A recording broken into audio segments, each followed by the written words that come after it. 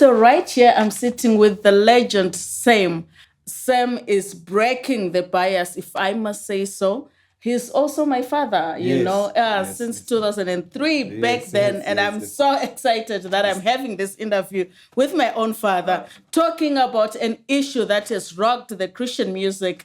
You are using Mbira, Sam, as music. Yes. Is to spread the word of God, something that is unheard of.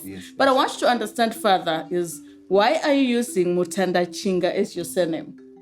Mutandachinga, as you know, my surname that is on the ID is Nganga. Yes. So Mutandachinga is the name of my great-grandfather, the first Adventist in our family. Wow. Which makes me the fourth generation. Wow. Yes. So he was, I think, an earnest Christian. If I were to tell you a brief history about him, you would actually laugh. Okay, let's hear it. They were moved from one place to another. When they got to this area, there were two churches. Okay. I won't mention names, obviously. His church and the other church. Okay.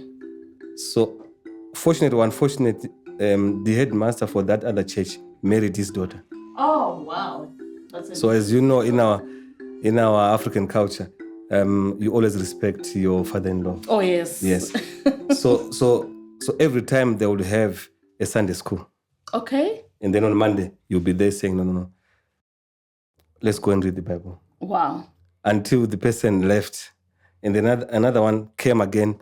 He continued doing the same thing until that school was eventually sold to the church that he belonged to. Wow. And then when he died, he said, please don't put a tombstone because it would delay my resurrection when Jesus Christ comes. Wow. Of course. So it means a lot to me. It does. Yes, and we wait for the second coming. We wait for the resurrection. Yes. And I know without a doubt we'll see him. Yes. Okay, what is your favorite type of music? From my orientation, I think it was Acappella.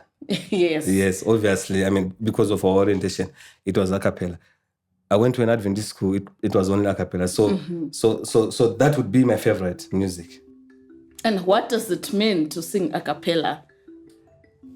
Acappella, I think the most interesting thing on Acappella is the harmony. All right. Yeah, the harmony is breathtaking. It's really nice. It's really nice. Okay, ever since I've known you, my father, this is why you're my spiritual father as well. Yes. It's because you've always been consistent in the church. Yeah. You have always loved things of the church, and there's been so much involved. Which other ministries have you been involved in?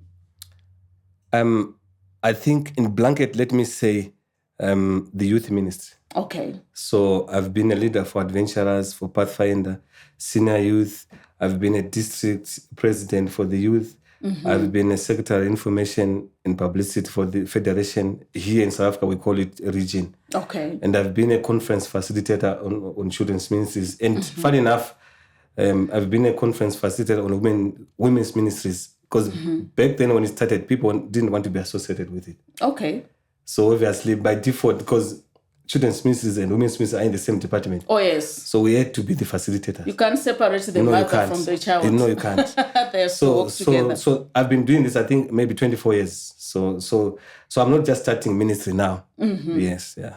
Now, it's so inspiring because it looks like you started this ministry very young in age. I think it's because you were also born Adventist. Yes. And you've been consistent in that, which is something that most youths would actually fail in, to be consistent in the things of God, up to even making, Mbira music a part of your life. When were you exposed to Mbira, and when did you think you would fit into this ministry, into this music genre? Maybe let me answer the first question. I don't want to seem very holy. Okay. I also, just like another youth that is born in church, didn't want to do ministry. Of course. I think partly is because during our days, youths were not given even chance to go in front of the church. Oh, yeah. It was only elders. So we thought, this is not for us. But I think God has a way of directing you. So I think he directed me, and then I think I just took the call. But otherwise, I was just like another a Christian boy or Christian child who just goes to church for the sake of going to church. That's it. Because our mothers used to... Yes, obviously. to take us along by the ear. You didn't have an option, actually. No, we didn't. Yes. Yeah. So as we always say in children's ministries, a child that is born in church is a heathen until they choose to believe in Christ themselves. Oh, yes. Yeah. And then to come to your second question, obviously, as Adventists, we don't have much exposure to Mbira or traditional instruments, because I don't want to make it a Mbira thing, but to traditional instruments. Oh, yes, we don't. Yes. So when I I haven't seen many people using washo and things like that in the Adventist church.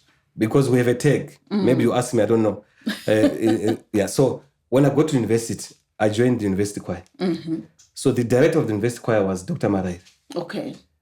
So obviously there were songs that would use marimba and Mbira. Oh, yes. So the daughter now, Being Dr. Marai. Yes. Chioniso now, the daughter, was the one playing our Mbira when we were performing. So that's when I really got involved. But my surprise every time was we would play Mbira, but in church then we don't play it. So I was kind of confused to say, okay, even when I look back, you realize even at school, we do traditional dances, we do traditional instruments, and then it ends there. When you get home, you don't speak about it.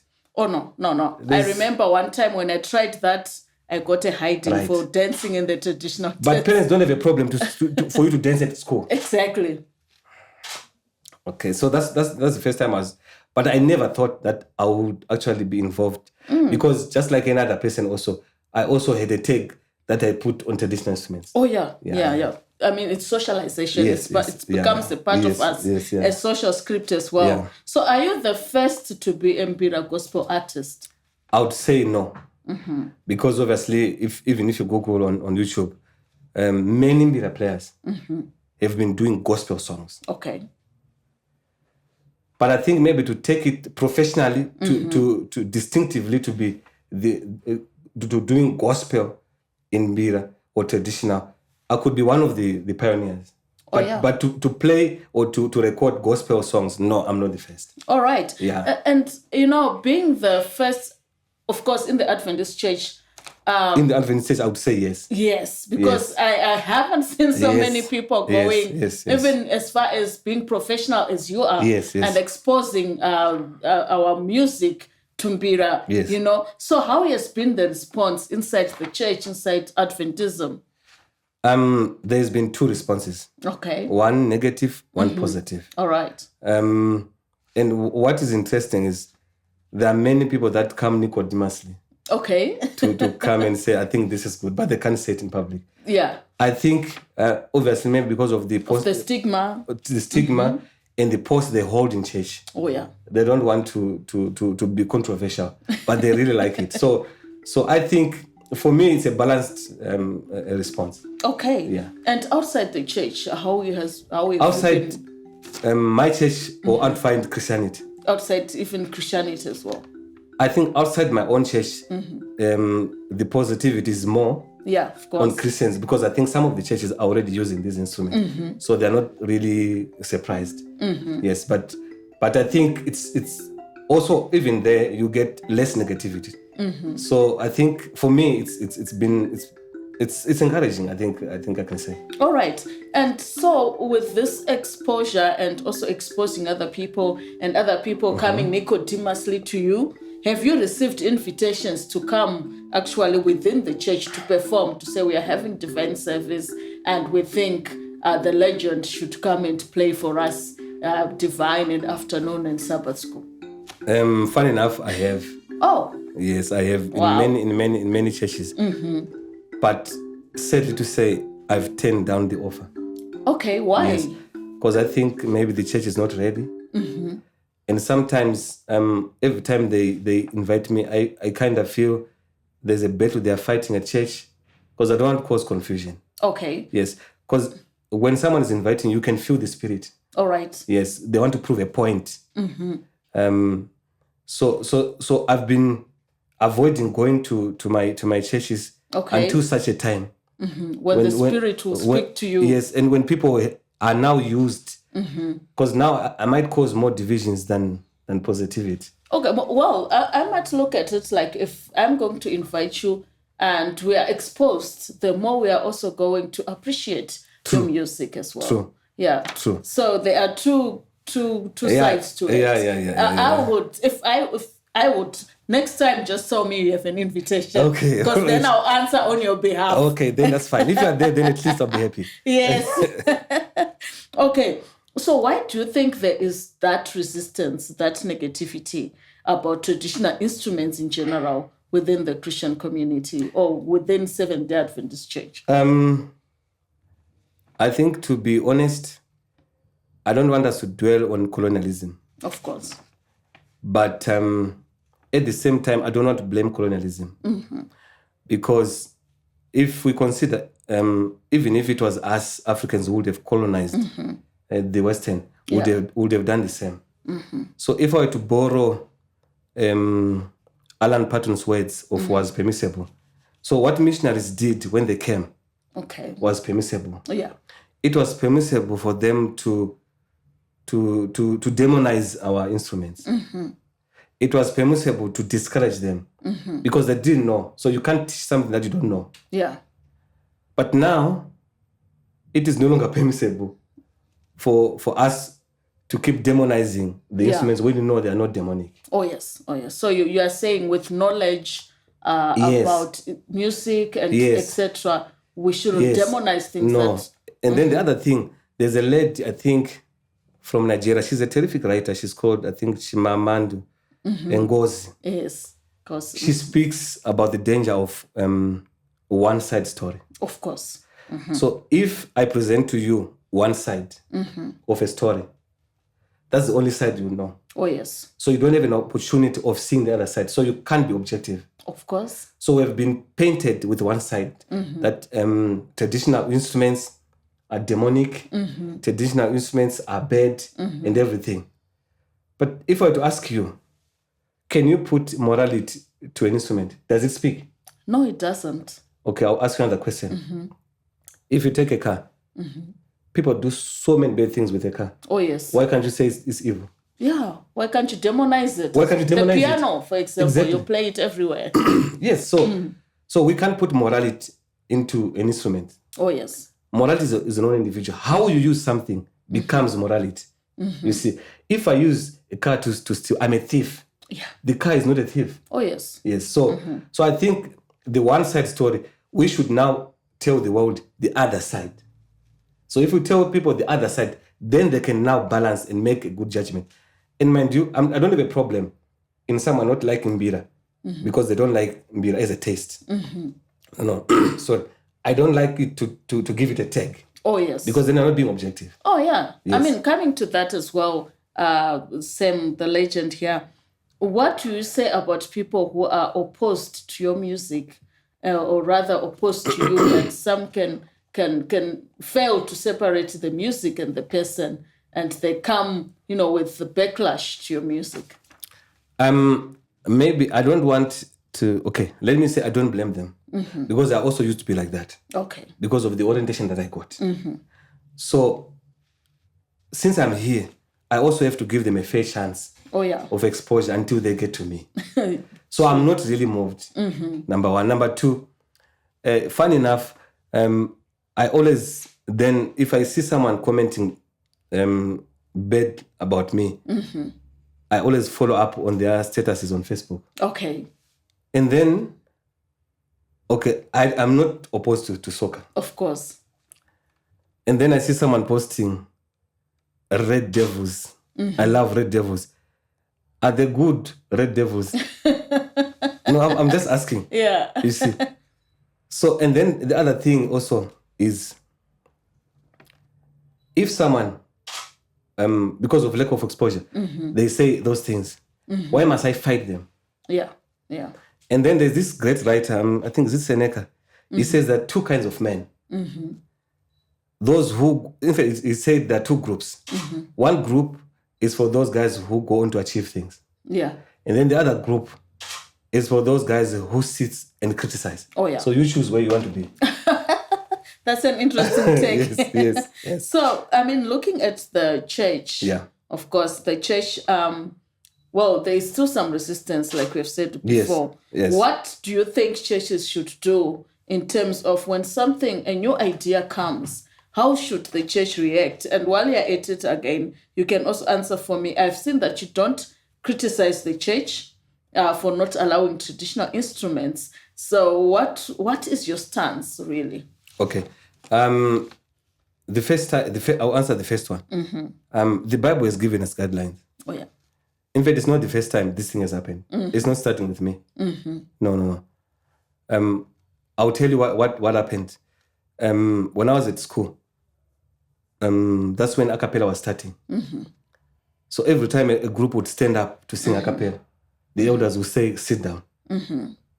So it's not the first time. Yeah. And I was also involved in children's ministries, as I said to you. Yeah. So when children's ministry started, many churches didn't appreciate. Okay. We would go, maybe let me mention Mrs. Chisel, because she was a great mentor. Oh, yes. To us in that regard. We would go to a church and get there.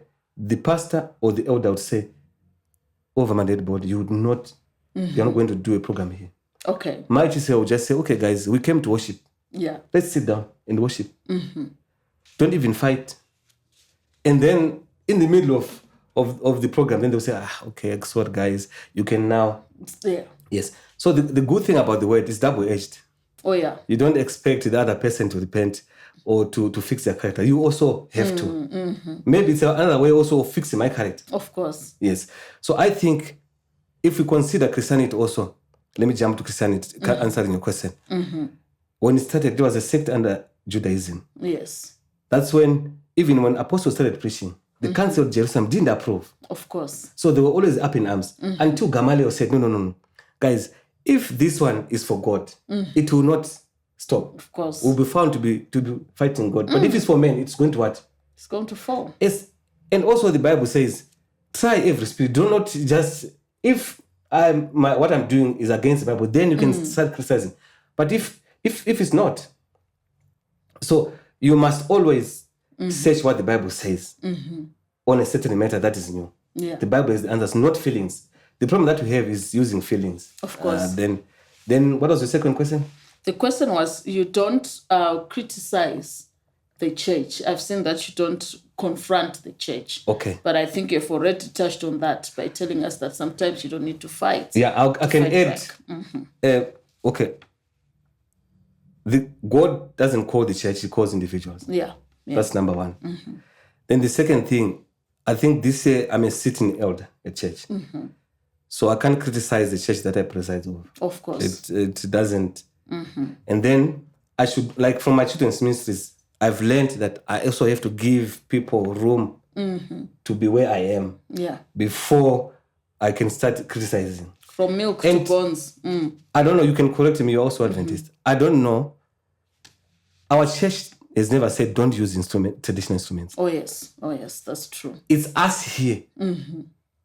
I think it's our self-hate here that doesn't allow us to use traditional instruments. Oh yes. So I don't want to say church is prohibiting. It has never. It's us, this side of the world, who don't want to use our instruments. Yes. So it's self-hate, I think, that we need to get rid of. Yeah, and the orientation that you talked about as well, we have been cultured into thinking a certain way is yes. And I will come to my next question. What is wrong then in following the Western sound in gospel music? There's nothing wrong. Okay. You see, the world is now global. All right. So you can't run away from influences of other culture. Yes, there's absolutely nothing wrong in following them. Yes. And copying, I mean, we also copy that sound. Of course, you said there's nothing wrong. There's nothing wrong in following. But copying is tricky. Okay. I'll give you a good example. I'm an Acappella follower. Yes. And a lover, big time. So all this time, Acappella Company, Vocal Union, all those guys, we're following them. Yes. If you go to their YouTube now, you can just click Acappella Company. Yes. Okay, the original Acappella, it was men only. Yeah. Now, they have this sound that includes 100 people, including females. Yes. Which means they've moved. So I'll give you a good example. If you're following someone and they turn without indicating, you go past. Oh, yeah. And then you have to reverse. Oh, yes. So which means if you are following someone, they always have to indicate that, now we're turning.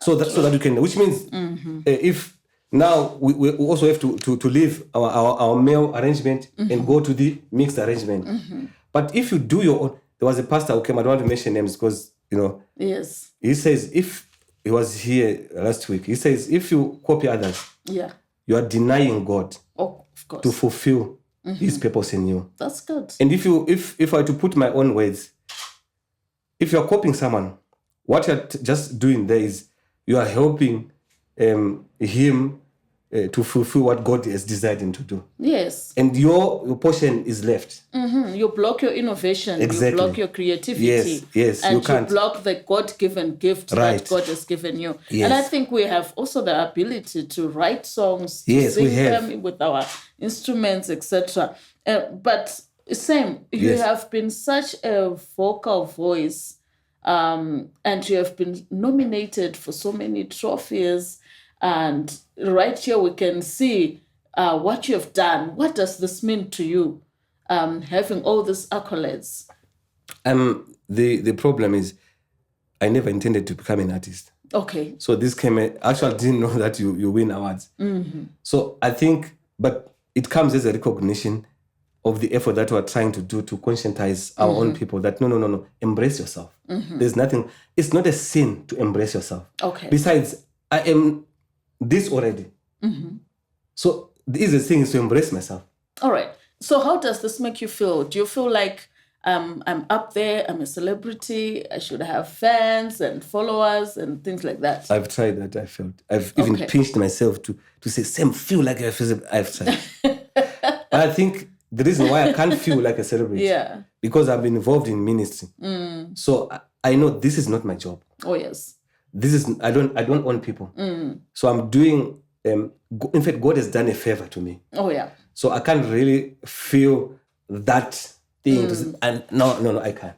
I can't. And I think because it's ministry, you are humbled. You have to. Every step of the way, it's humbling to you don't have a receive choice. all this. Yes, you don't have a choice. And it's not your power, it's not your might. No. But it's just these things are happening because there's a higher power which is enabling it to work happen. for God is a privilege.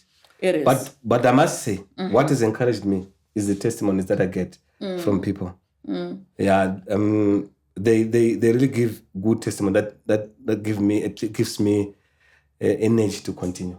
And I think, the thing about testimonies is when it gets hard and you want to stop, someone comes with a testimony and you go and cry to God to say, oh, I didn't realize this is the impact that I'm making in the communities. Yes. So there you have it. Maybe before you close, I'll give you, there's a song that we did when Mom passed away. Yeah. I've been asked to share that song many times. Yes. Because it speaks of the pain that we get and then the hope that we also have in Jesus Christ. That one day we are able to see these guys again. You have lost Mom. Yes. You know how painful it is. Yeah. And that pain will never go away. Sometimes it goes away, but end date comes back. Yes. Yeah. So we need that hope. Yeah. So those kinds of testimonies have really encouraged me. So and I think it's a confirmation from God that this thing is actually working very well. And I think we resonate as Africans with our traditional instruments. Yes. There are some notes that really comes and hit us so hard. Yes. When like you say, when Mom died, you'd listen to the Mbira music. Yes. And it resonates very well with you and your spirit is just uplifted to that higher level. And I think it's because, when God was creating us and making us our ear to listen to some of the traditional instruments that we're exposed to. So I really, really appreciate your music. Thank myself. you. Thank you. You have no option. Anyway, if you listen, if you look at our instruments, they are very calm. Yes. In fact, they are made for worship. Certainly. I don't want to criticize the other ones, but these ones are made for worship. They are. You can't be violent after listening to. No. But you can be violent after listening to the other ones. I don't want to mention names. Yes. But these ones, they are very calm and soothing. They are very soothing. calm. It's like you're sitting at a spring Yes. and the water is just dropping and dropping and dropping. So you have it, the Sam Ganga, the legend, Mutandachinga Sam, the legend, and we are excited and we are so happy that he was able to pour out his soul, his love for ministry and his music. Until next time, it's goodbye from me, Rotina Mafume Musara, Mai Mufu. Thank you.